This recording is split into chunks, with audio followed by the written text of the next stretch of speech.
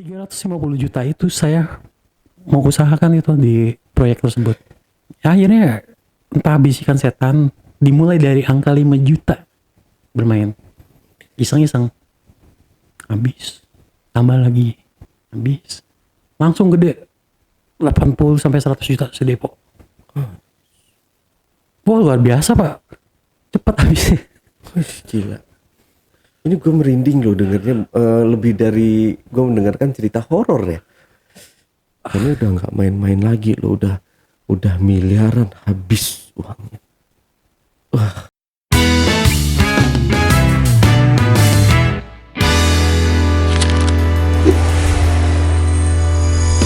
Curhat dong Bang Ale. Assalamualaikum warahmatullahi wabarakatuh. Ketemu lagi dengan saya Ale, Jejak Backpacker. Tentunya dalam segmen Cuble, curhat dong Bang Ale. Saya telah kehadiran seorang narasumber yang merupakan seorang player judi online. Dan yang parahnya lagi, katanya narasumber kita ini pernah menjual ginjal untuk deposit. Wow. Seperti apa kisahnya? Langsung aja kita sapa narasumbernya. Assalamualaikum Waalaikumsalam warahmatullahi Arif. Ya, siap Bang. Ya, Bang Arif, terima kasih buat kehadirannya di studio Jejak Backpacker. Siap. Saya sempat kaget tadi baca pemain. Mohon maaf, Bang Arif, masih main atau udah nggak main lagi? Alhamdulillah, Lebaran kemarin Idul Fitri itu titik di mana saya berpikir secara logika berhenti bermain, tapi nggak bisa. Hanya mengecilkan volumenya. Oke. Bermainnya. Dan itu Bang Arif memang berarti ginjalnya sisa satu, Masih komplit. masih komplit. Masih komplit. Di bulan ini September saya udah ketemu berjanji sama mediator lah, penerima itu. Oke. Saya udah cek fisik, cek darah, sampai dibuat advokasi, sampai ketemu sama wali abang saya. Oke, itu nanti aja. Mungkin Bang Arif bisa cerita dari awal nih, Siap. gimana ceritanya Bang Arif ini bisa terjebak di permainan haram tersebut, Bang Arif. Monggo, silakan. Siap. Awal mulai itu 2023 bulan Mei. Itu karena supir di kantor saya bermain, saya ikut bermain. Dengan modal pertama itu 500.000, Pak.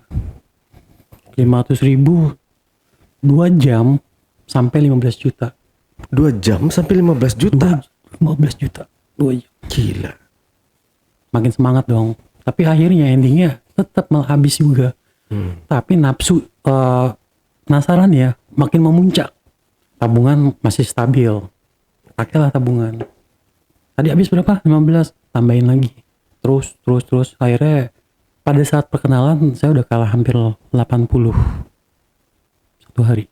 Satu hari. 80.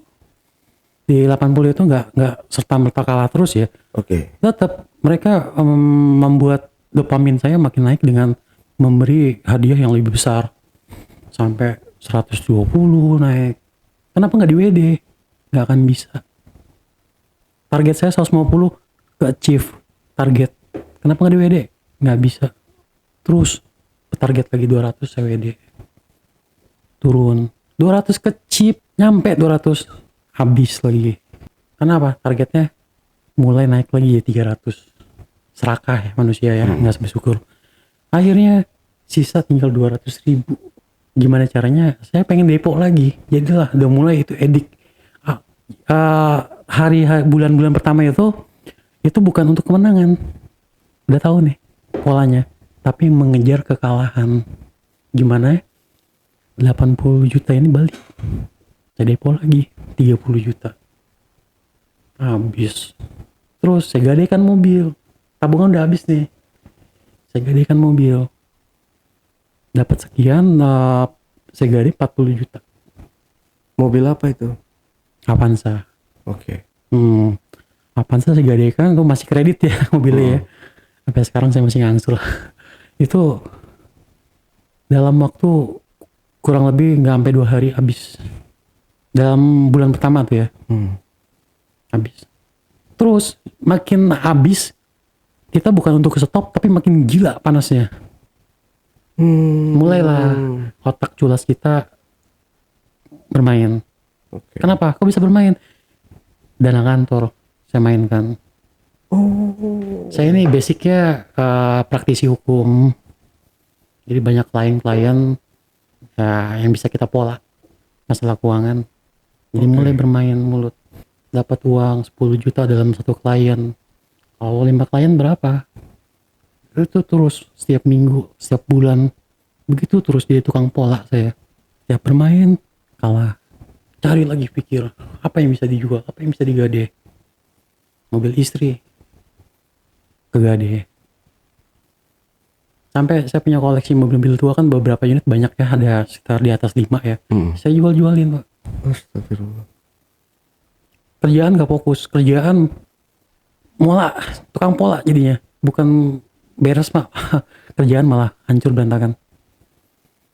Kadang-kadang saking jahatnya saya, keuangan klien untuk success fee ya, saya pola juga Pak.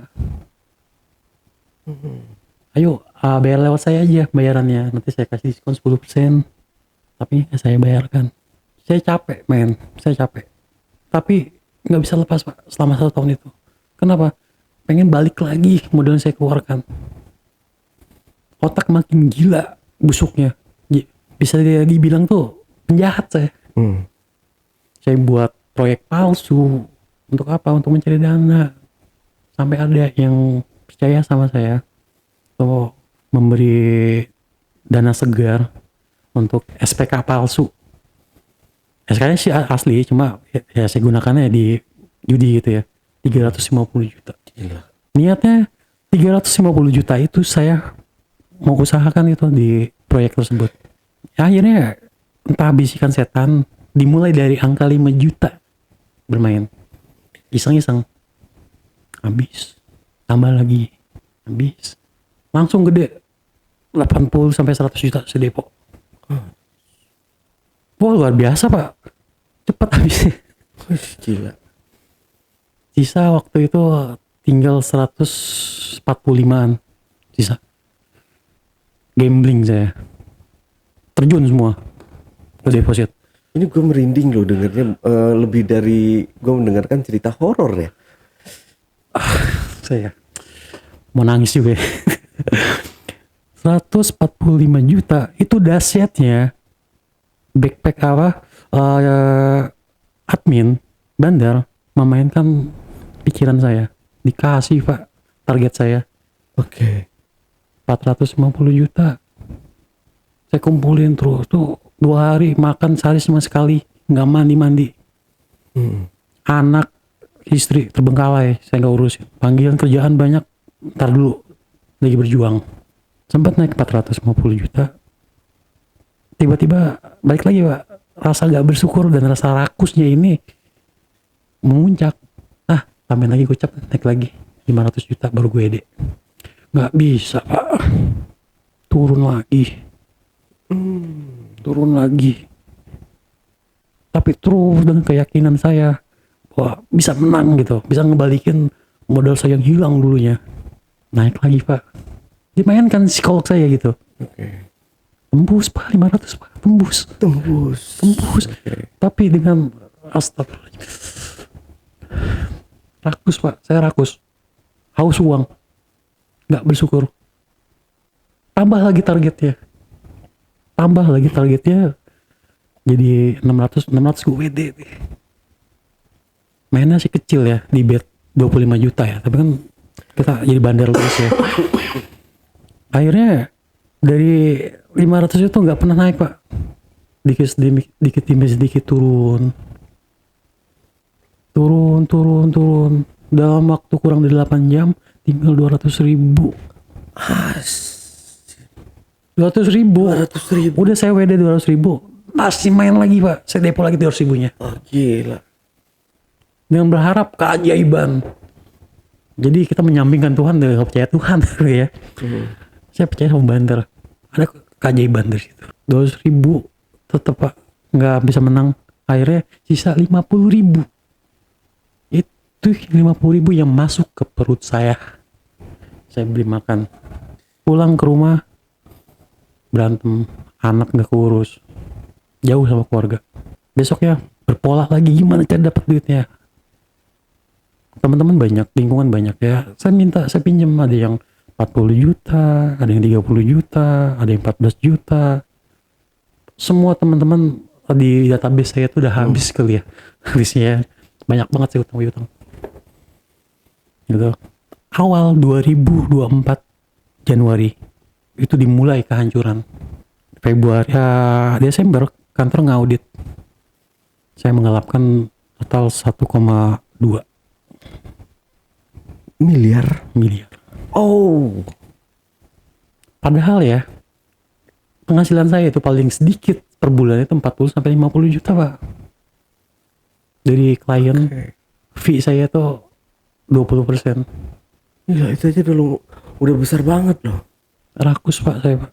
Kehidupan juga di Jakarta itu seminggu nggak cukup, Pak. 5 juta, 10 juta. Jauh dari pendapatan konten kreator. Ya. Baik lagi, Pak. Kurang bersyukur. Ya. Kurang bersyukur gitu. Jadinya Desember semua membeledak, ya kan. Audit kantor datang ke rumah, istri sudah tahu gitu kan. Sampai uang yang saya punya utang teman juga udah meledak juga tuh. Ternyata nggak dipakai buat proyek, malah habis buat judi kan. Meledak juga.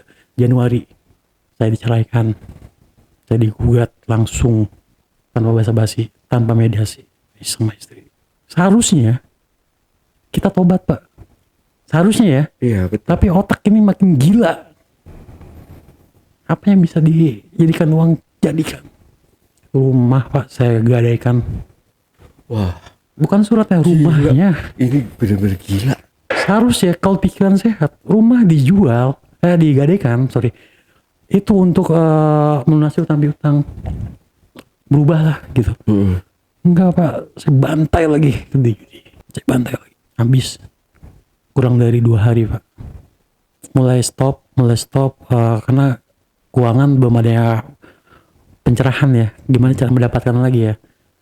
Tiap hari kerjaan juga berantakan. Akhirnya itu mola-mola klien. Pak, begana begini. Cair 10 juta. Pak, begana begini. Cair 10 juta. Saya nggak pernah gede kalau mola orang. Mola itu kan sama aja kayak menipu ya. Kamuflasi. Kayak gitu. Terus nggak pernah menang, Pak. Jadi dari Januari sampai bulan Mei begitu ritmenya. Mola judi. Tapi banyak juga kemenangan. Tapi bodohnya kita, itu sudah menang, kenapa nggak mau diambil? Itu yang terjadi berkali-kali, Pak. Berkali-kali. Pernah saya ambil tuh kemenangan sampai dia bawa 200 ya, saya ambil. Saya belikan barang, wah mobil gue gade nih, gue beli lagi deh. Beli mobil. Sisanya kita mainkan lagi. Habis lagi, Pak. Mobil baru parkir 2 hari, jual lagi dengan harga 20% lebih murah dari harga saya beli. Misal contohnya 100 saya beli, saya jual 80 juta. Cepat, Pak. Menggebu-gebu. Terus gitu. Habis. Teruntung lagi, dapat lagi. Saya belikan barangnya jual lagi. Gitu aja. Puncaknya di bulan puasa. Bulan puasa 2024 ini. Ada mobil tua X-Trail 2000 berapa gitu saya lupa ya. Saya gadaikan, Pak. Akhirnya habis. Nggak lama. Yaudah jual aja, tambahin lagi 10 juta lagi buat lo. Jual akhirnya. Habis, Pak, bulan puasa udah nggak ada istri, jauh sama keluarga. Saya ngekos, Pak, rumah dia saya gadaikan. Tapi bodohnya saya nggak berhenti, Pak. Saya nggak berhenti. Makin gila lagi, Pak. Lebaran malah. Itu ada takbiran ya. Takbiran itu banyak, Pak.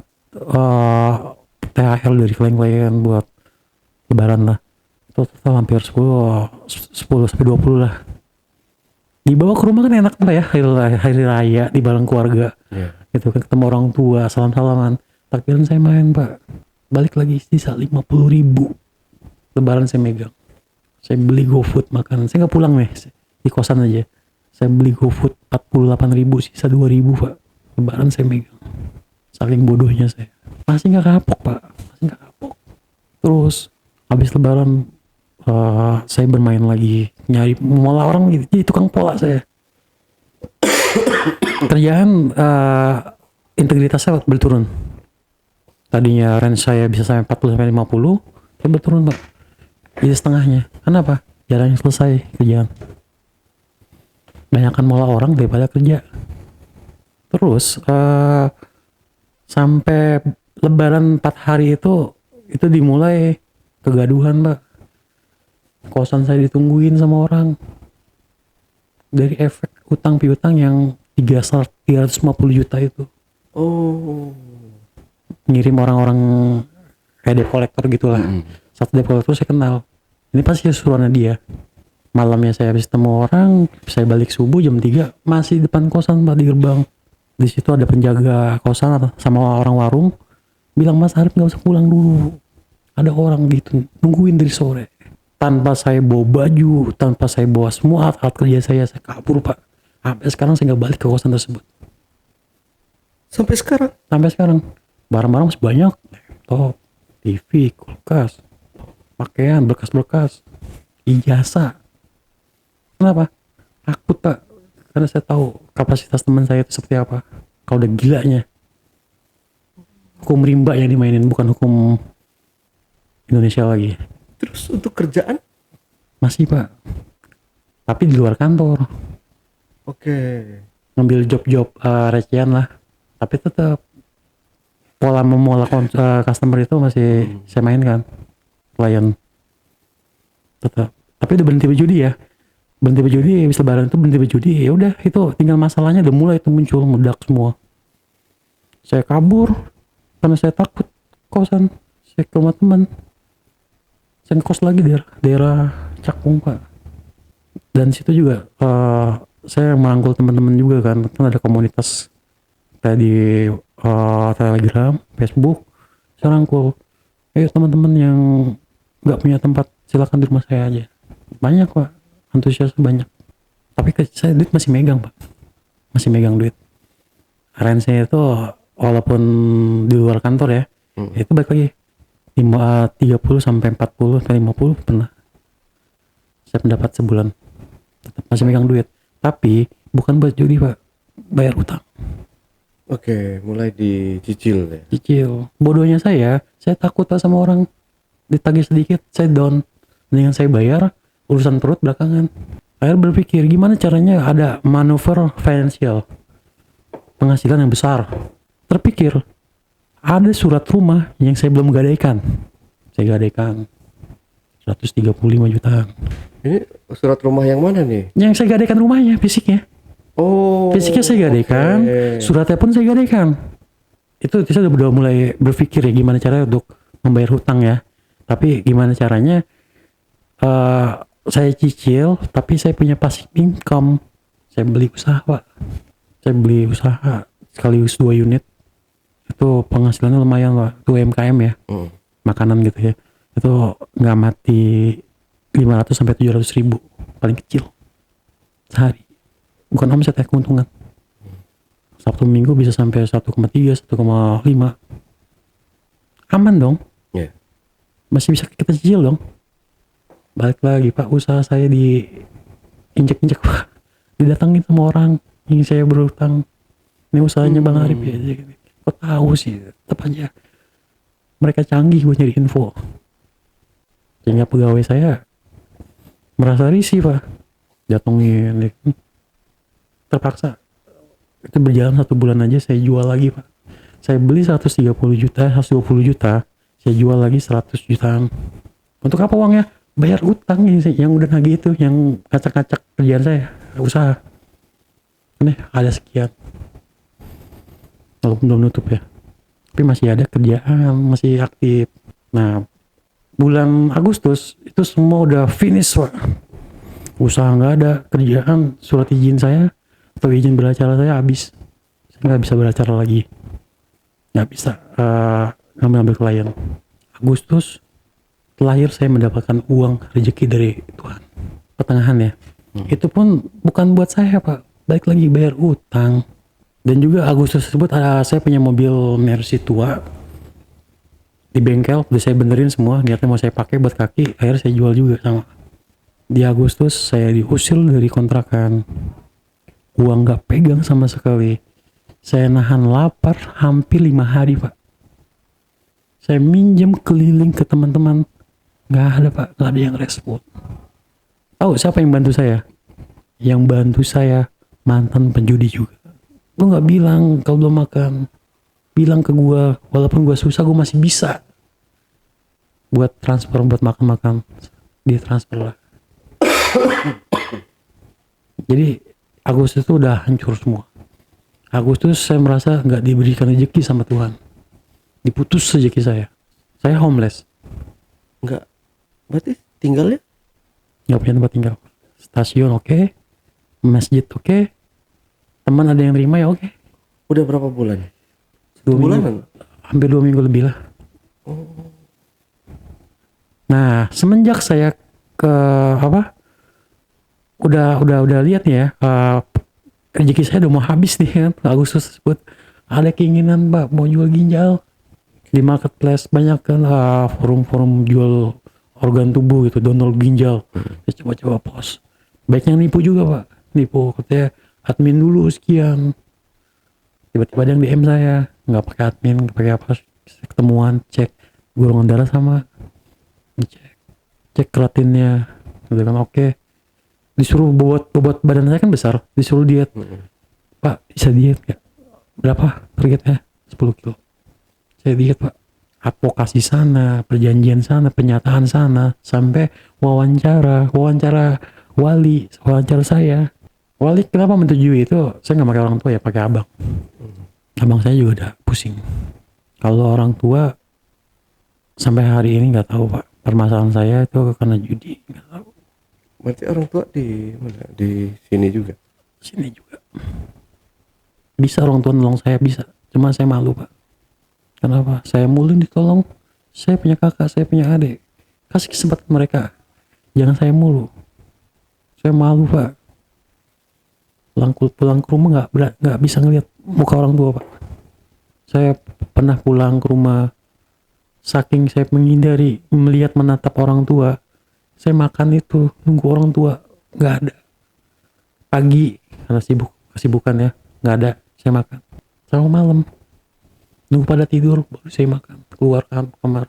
Lalu saya memutuskan untuk homeless. Saya nggak kuat batin saya di rumah. Saya keliling Pak. Keliling tersebut saya gini Pak, manusia sudah nggak bisa nolong saya Pak, karena saya udah krisis kepercayaan. Semua udah hancur Pak. Tapi saya punya prinsip, apakah Allah pengen nolong saya dengan tangan sendiri, dengan keajaiban? Ya akhirnya saya berpikir gimana cara menyebut keajaiban tersebut. Gak bisa kita minta berdoa gitu, karena saya pendosa, sama agama juga jauh. Saya mulai ibadah Pak, saya mulai rangkul teman-teman Pak, ayo yang ada masalah saya bantu. Saya gak minta uang, saya datengin, bang saya frustasi, saya depresi, ayo kita adu nasib. Kenapa lu gak kuat, gue kuat. Karena ada satu tujuan, beres. Kenapa penjudi itu bisa dibilang fisiknya kuat-kuat Pak. Kita manfaatin, kita keliling sana, keliling sini, temuin teman-teman yang lagi depresi, yang lagi down, kita bicarakan. Kenapa? Mereka itu cuma butuh untuk didengarkan Pak. Ketemu teman-teman semua. Ya alhamdulillah, dengan izin Allah juga masalah mereka bisa selesai dengan tangan saya sendiri Pak, tanpa materi, tanpa mendapatkan imbalan, cuma untuk bermediasi sama pihak keluarga, sama pihak yang piutang, sama menguatkan diri mereka. Itu bisa jalanin sekarang untuk makan, untuk transport. Saya itu udah dilepas pakai dua logika Pak, ada aja buat transport, buat makan, ada aja dapat. Sampai kerja kuli pun saya pernah kerja kuli 2 hari, sakitnya seminggu pernah. Buat apa Pak? Buat perut. Jadi bisa disimpulkan semua kejadian di diri saya itu karena suatu kerakusan Pak. Nggak bersyukur. Sekarang saya mendapatkan 1.000, nggak bisa Pak. Nggak bisa saya dapetin. Serasa itu tuh rezeki. Makanya ya itu balik lagi berbuat baik. Terus saya buat kebaikan. Teman-teman yang pada depresi, yang butuh ngobrol, butuh curhat, butuh teman, panggil Pak, saya panggil, standby. Makanya saya udah 3 hari ini keliling Pak. 3 hari itu ketemu teman-teman semua. Itu sampai saya memikirkan suatu program Pak. Orang-orang seperti kita itu nggak diterima sama masyarakat. Beda sama fakir miskin, beda. Tapi kita lebih parah dari fakir miskin. Mental sakit, keuangan sakit, bahkan fisik sakit. Ya ada Pak. Yang peduli sama kita itu ya sama teman-teman mantan pejudi Pak. Akhirnya saya punya satu pemikiran. Saya buka sosmed, ada suatu masjid yang mungkin sangat pemuda lah, manusiawi banget, modern lah ibaratnya. Di daerah Sukabumi, saya ke sana Pak dengan membawa misi kemanusiaan. Tolong bantu teman-teman kita. Saya bicara sama pengurus masjid. Oke, dibuatkan program. Mau dibuatkan program. Programnya ini bisa besar nanti. Ya insya Allah itu jadi wadah buat teman-teman Pak mulai bangkit.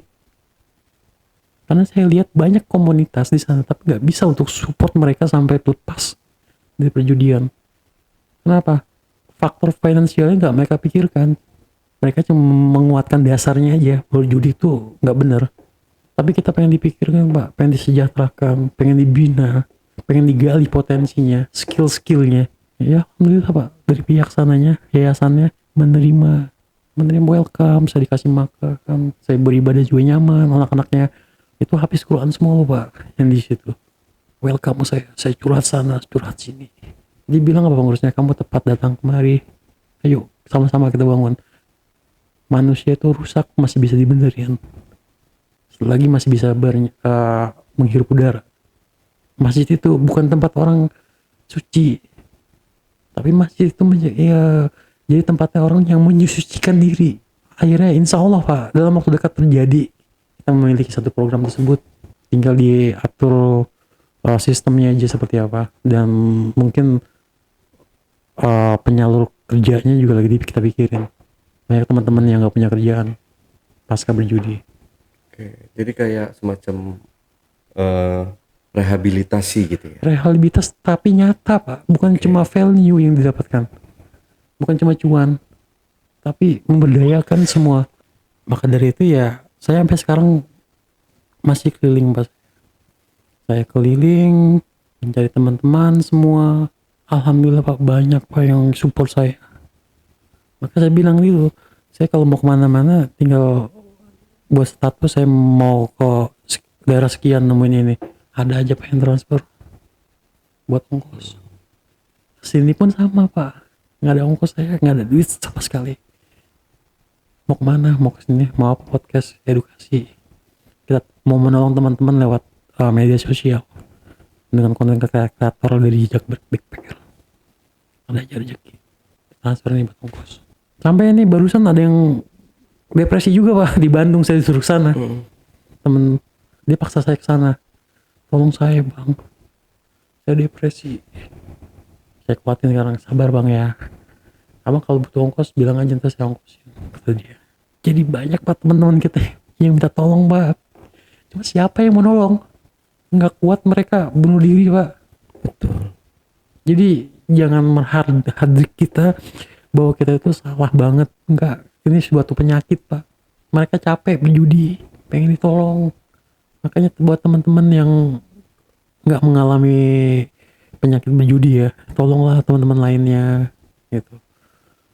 Mereka juga pengen tobat, pengen normal hidupnya, bantu komunitas-komunitas yang merehab mereka gitu, support. Tapi nyatanya sampai sekarang nggak ada Pak. Ya cuma itu aja, cuma dari masjid yang di Sukabumi itu yang mau support. Orang lain yang sehat, yang normal, sebelah mata Pak ngeliat kita.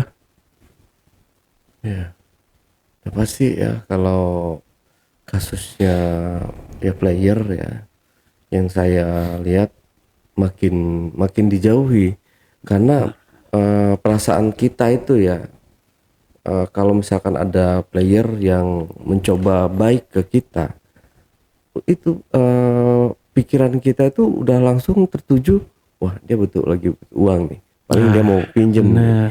Kayak gitu seperti mungkin yang dialami Bang Arif dulu kayak gitu mungkin kan teman deket kok pada menjauh pasti Bang Arif juga berpikir nih mereka ini mungkin takut gue pinjemin uang gitu. Makanya jadi krisis kepercayaan, Pak. Betul yang dibilang tadi. Sampai keluarga udah angkat tangan semua. Padahal kita meminjam juga emang bener buat gizi, buat perut gitu kan. Kita butuh gizi juga buat kekuatan gitu kan. Nggak ada, Pak. Tapi dari lingkungan sekitar atau dari orang-orang terdekat Bang Arif itu nggak ada yang pernah bilang menasihati, stop Rip, ini lu nggak bakalan jadi orang kaya. Lu dikasih menang ya menang itu ada. Tapi nanti lu bakalan diguncang atau psikolog lu itu dihajar lagi nih sama mereka buat Bang Arif ini memainkan permainan ini. Balik lagi, Pak. Semenjak saya menjadi player, saya tuh introvert, Pak. Main tuh nunggu nyaman. Saya nggak ada yang tahu, Pak. Saya main nggak ada yang tahu. Taunya itu ketika meledak semua. Kenapa uang sebanyak itu nggak ada bentuknya, nggak ada fisiknya? Kemanain? Mau nggak mau kita harus jujur, judi. Karena satu orang saya bicara menyebar kemana-mana. Akhirnya mereka yang punya sangkutan ke saya itu minta pertanggungjawaban. Gila lo duit lo bilang buat ini itu duit save money keluarga gitu. Buat bini gue lahiran, kenapa lo pakai? Itu buat dapur, kenapa lo pakai? Terus istri sekarang gimana keadaannya? Keadaannya sama, Pak. Saya walaupun bisa tapi nafkah anak itu masih terus berjalan kan. Nah semenjak Agustus saya stop mendapatkan rezeki sampai sekarang, Pak. Anak juga telantar. Tiap hari ngeluh, belum makan, butuh sekolah, butuh transport. Akhirnya apa? Balik lagi mantan istri jadi pengemis online. Minta ke rekan-rekannya, teman-temannya semua. Nyibasnya ke keluarga, Pak. Makanya harta, tahta, bahkan keluarga hilang. Bahkan nyawa dengan hal gila mau menjual organ tubuh saya itu hampir hilang. Nyawa hampir hilang. Saya posting mau jual ini, bahkan ditawarin lagi mau jual kornea mata nggak, harga sekian. Proses mudah seminggu. Jalur apa? Jalur luar negeri. Tawaran. Makanya saya ikut-ikut podcast, curhat sana sini. Saya pengen menguatkan diri, Pak. Saya pengen dapat dukungan. Alhamdulillah, Pak, dukungan banyak. Itu dari mantan pejudi semua. Orang biasa ngehardik saya, goblok sampai jadi jual ginjal. Itu saya dijauhin, Pak. Jadi kedepannya itu udah sulit saya untuk berpikir mau seperti apa. Tapi langkah-langkah kebaikan yang saya tanamkan mulai dari kemarin-kemarin sampai sekarang alhamdulillah semuanya lancar, Pak. Lancar. Teman-teman yang ada problem masalah keluarga, masalah keuangan, saya nggak bisa memberikan materi, tapi saya punya bahasa, saya punya tata cara untuk memediasi seorang, saya pakai, Pak. Saya juga kemarin agak telat tadi karena habis rescue ya, nolong temennya. Nolong temen dia tuh hampir diceraikan hari ini kalau nggak ketemu sama orang tuanya, sama istrinya, diceraikan, dikabur selama seminggu. Ya, mudah-mudahan Bang Arif ya dengan adanya kita atau dengan konten-konten saya di Ali Jejak Backpacker ini banyaknya narasumber yang hadir ke sini untuk memberikan edukasi tentang buruknya atau apa kalau dibilang itu tentang judi online ini ya. Itu bisa menghancurkan kita semua. Itu kejahatan nomor satu, Pak. Kejahatan Di nomor Indonesia. satu. Betul. Kenapa? Kita asumsinya membegal orang di luar itu untuk apa? Untuk keluarganya, Pak.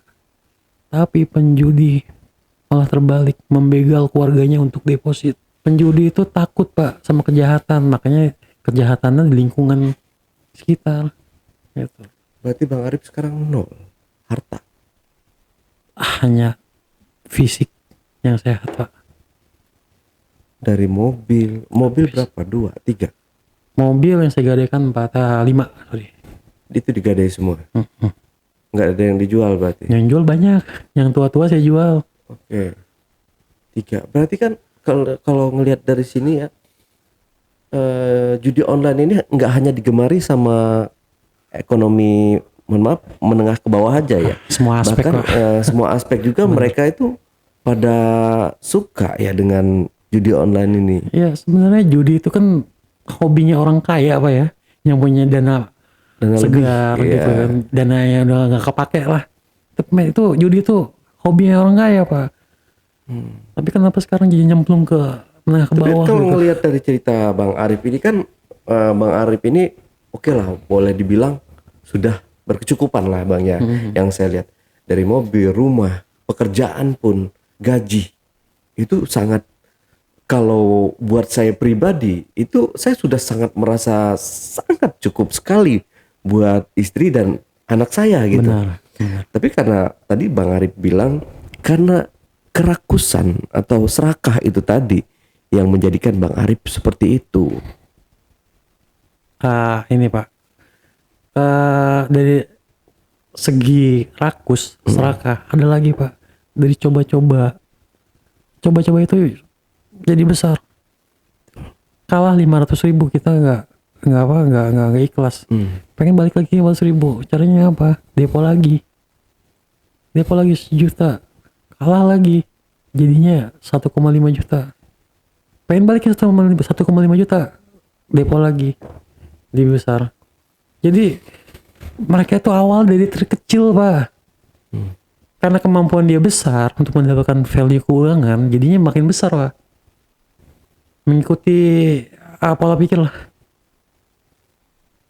Pola pikir dia bisa untuk mencapai 2 miliar dengan minjam sana, minjam sini, jual ini, jual sana. Habis Pak. Dasar dari yang terkecil. Dari awal coba-coba. Terus. Karena gak ada yang ikhlas dengan kekalahan. Mereka dendam dengan kekalahan. Iya. Saya dendam banget dengan kekalahan. Pengen balik modal. Setengahnya gak apa-apa deh. Balik lagi rakus. Setengahnya udah balik. Masih bermain lagi ya. Dihabisin lagi. Panas lagi. Cari lagi. Gitu. Sifat utama manusia ya. Gak pernah cukup Pak. Nggak pernah cukup. Gak pernah cukup. Gitu. Sama gaya hidup kan di Jakarta juga tinggi Pak. Jadi kita memanjakan Berarti gaya hidup. total di atas 2 ada. Kalau saya pernah total dari cash flow, m-banking, saya pakai itu bank banyak Pak. Satu bank aja bisa sampai 2M setahun itu. Belum harta. Satu bank. Eh, Satu bank 2M. Satu bank 2M cash flow ya. Cash flow kan bisa setengahnya gitu kan. Saya pakai rekening banyak. Harta, aset habis semua. Koleksi-koleksi, hobi habis semua. Yang ada cuma diri aja Pak. Istri hancur, keluarga hancur. Anak nggak tahu nih sekarang udah makan apa belum. Saya nggak bisa komunikasi sama anak Pak, karena keuangan, pulsa kan perlu beli Pak ya, kuota. Dia tuh nggak ada kuota buat ngabarin. Makanya lewat sosmed karena yang gratisan kan. Tuh kalau saya buka chatnya, ya Allah sedih banget Pak. Belum makan Pak, besok sekolah nggak punya ongkos. Ada tugas dari sekolah, ada ini, ada itu. Saya cuma merasa gagal Pak jadi seorang ayah. Makanya buat teman-teman, jangan sampai seperti saya. Cukupi kalau masih ada keluarga, kerjaan, aset, cukup, berhenti. Kalian sedang dibodohi. Jaga keluarga kalian, jaga kerjaan kalian, jaga aset kalian, jaga usaha kalian. Ikhlas sama kekalahan. Walaupun besar, ikhlas. Jangan pernah dendam sama judi. Judi itu disetting. Saya main kartu Pak, namanya QQ atau CML lah gitu ya. Saya sampai bikin akun itu puluhan Pak. Satu meja itu saya bisa duduk 4 meja. Tuh saya semua tuh. Berarti ada 7, saya melawan 3 sampai 4. Tapi tetap kalah. Karena setelah saya pahami, judi kartu itu ada 8 kursi, 5-nya pemain real, 3-nya itu admin menyusup. Jadi nggak fair, masih nggak real, tetap dibodohi sama bandar. Oke, jadi ini pelajaran apa yang dapat kita petik Bang dari kisah Bang Arif ini? 1, jangan pernah serakah. Apa yang kalian dapatkan itu rezeki kalian. Jangan minta lebih. Kalau kalian syukuri itu bisa dibanyak. Kalian kenal judi, itu kehancuran kalian. Titik kehancuran kalian. Jangan pernah kenal judi. Yang udah berjudi, yang udah kalah banyak apa, stop. Jangan sampai saya seperti saya. Mulai sekarang ini saya udah ikhlas Pak. Saya udah gak mikirin harta, gak mikirin keluarga, gak mikirin kerjaan. Saya udah ikhlas semua. Saya udah ikhlas. Kenapa? Saya berpikir, apakah saya mencari duit ya dari awal saya mulai kerja itu duit panas. Makanya Tuhan ambil lagi. Karena itu bukan rezeki saya. Harapan ke depannya? Ada banyak aspek yang saya pikirkan Pak. Balik lagi, saya bergerak untuk di bidang sosial ya. Mau buka yayasan, perkumpulan, atau organisasi lah. Tentang mantan pecandu judi online. Kita rangkul, kita berikan wadah untuk mereka. Kita bina, kita kasih pengarahan. Seperti itu. Tapi sekarang ini banyak yang support, alhamdulillah. Ya. Banyak yang Mudah-mudahan support. ya apa namanya dari Bang Arif hadir di sini, penonton di rumah banyak yang nonton juga. Amin, atau amin. mungkin saudara-saudaranya atau teman-temannya yang masih bermain mungkin bisa menghubungi Bang Saya siap Arif datang gitu ya buat buat apa? Buat edukasi mereka. Saya siap 24 jam. kan ini udah nggak main-main lagi loh, udah miliaran habis uangnya. Wah, aduh gila, saya sampai ini saya mendengarkan cerita narasumber saya, cerita horor merinding. Tapi mendengar cerita Bang Arif ini saya apa ya, lebih merindingnya tuh lebih dapet gitu, kayak oh ini ada loh yang orang melakukannya ini di hadapan saya nih gitu loh Bang. Orang yang menghabiskan uang yang bukan hanya ratusan ribu, bukan hanya jutaan rupiah, ini ada di hadapan saya ya teman-teman. Jadi banyak komentar-komentar juga dari teman-teman di konten saya yang sebelumnya yang menghadirkan Bang Heri itu yang katanya ngebongkar settingan judi online itu. Ya banyak ada komentar negatif, ada mereka yang nggak percayalah sama si Bang Heri ini. Kalaupun teman-teman nggak percaya, minimal teman-teman mensupport, mendukung gitu loh. Benar. Bahwa dia ini bukan menceritakan hal-hal yang mengajak teman untuk bermain judi gitu. Benar. Mengajak teman-teman semua untuk berhenti, stop berjudi gitu. Jadi support. Jangan wah ini ceritanya bohong, mana ada settingan kayak gitu, mana ada di setting-setting kayak gini. Ya meskipun ya itu tadi saya bilang, meskipun itu bohong lah atau apalah sebutan teman-teman buat narasumber saya ya. Ya support lah gitu. Ini karena bagus banget loh buat edukasi kita semua gitu. Gimana caranya kita memiskinkan bandar judi gitu. Semakin miskin bandar judi kan artinya orang nggak bakal ada lagi yang main gitu kan Bang ya. Balik lagi Pak, judi itu yang dihajar itu orang menengah ke bawah Pak. Yang Ya. pendidikannya itu rendah. Yang imannya itu bisa dikatakan gak punya iman Pak. Jadi pondasinya nggak ada. Itu target bandar-bandar seperti itu. Makanya yang dihajar orang miskin tambah miskin. Pedagang-pedagang yang notabene dapat 50.000, 100.000 sehari, habis Pak, banyak. Tukang ojek online semua banyak. Mereka sebenarnya capek Pak, cuma nggak ada yang mau nolong. Nolongnya bukan masalah materi ya, edukasi. Kita minim literasi edukasi masalah perjudian. Kenapa? Kita nggak didukung sama pemerintah. Nah, itu dia. Ini pemerintah nih seolah-olah Tutup mata. tutup mata, buta gitu loh dengan adanya fenomena judi online ini. Saya udah berapa kali nih, Bapak Budi Ari Setiadi yang terhormat selaku Menteri Komunikasi dan Informasi ya. Ini saya udah berapa kali laporan ke beliau. Ini loh Pak, judi seperti ini nggak ada tanggapan sama sekali. Ini loh Pak, konten saya menghadirkan ini nih. Ayo mungkin kita sama-sama gitu loh, buat kerjasama. Dan ini nggak ada tanggapan sama sekali dari Bapak Menteri Budi Ari Setiadi. Ya Gitu. maka dari itu Pak, ada asumsi kita sebagai mungkin kan dari aktivis lah ya, aktivis stop judi online. Jadi ada asumsi buruk ke pemerintahan. Betul. Apakah membackingi? Apakah dia pelakunya? Ini asumsi ya. Apakah dia pelakunya? Kita nggak tahu. Nah itu jadi pikiran kita, oh apa benar nih yang diomongin orang nih tentang adanya orang di belakang ini semua gitu.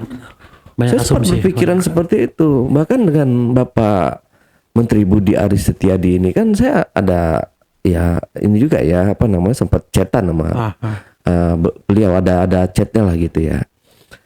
Dan semoga maksud saya direspon gitu loh. Pak, direspon sedikit loh. Ini saya udah bersusah payah loh. Ayo loh kita sama-sama memberantas nih judi online seperti Bapak seorang menteri gitu kan ikut memberantas judi online. Saya wah seneng banget nih berapa udah ribu judi online yang sudah diblokir nih sama beliau gitu.